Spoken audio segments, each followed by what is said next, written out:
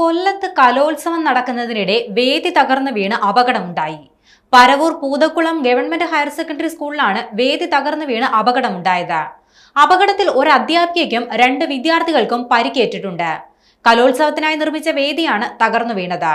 പ്രധാന വേദിയിൽ കാണികൾക്കായി തകർ ഷീറ്റുകൾ ഉപയോഗിച്ച് നിർമ്മിച്ച പന്തലാണ് തകർന്നു വീണത്. പ്രദേശത്ത് ശക്തമായ മഴയും കാറ്റും ഉണ്ടായിരുന്നു. കാറ്റിനെ തുടർന്നാണ് വേദി തകർന്നു വീണത്. കലോത്സവത്തിന്റെ ഭാഗമായി മത്സരങ്ങൾ ആരംഭിച്ച് അല്പനേരം കഴിഞ്ഞപ്പോഴാണ് അപകടമുണ്ടാകുന്നത്. അപകടത്തിൽ ഗുരുതരമായി പരിക്കേറ്റ അധ്യാപിക രശ്മിയെ പാരിപ്പള്ളി മെഡിക്കൽ കോളേജ് ആശുപത്രിയിൽ പ്രവേശിപ്പിച്ചു. അപകടം നടന്നതിന് പിന്നാലെ പരിക്കേറ്റവരെ ഉടൻ തന്നെ ആശുപത്രിയിലേക്ക് മാറ്റി. കലോത്സവത്തിന്റെ ആദ്യ ദിവസമായിരുന്നു ഇന്ന്.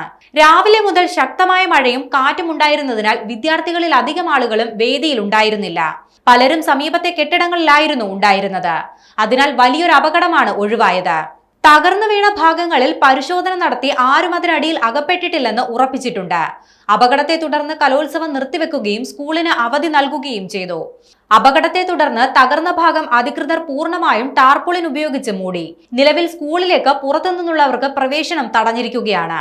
വേദിയുടെ നിർമ്മാണത്തിൽ സുരക്ഷാ വീഴ്ച ഉണ്ടായിട്ടുണ്ടോ എന്നും പരിശോധനകൾ നടക്കും.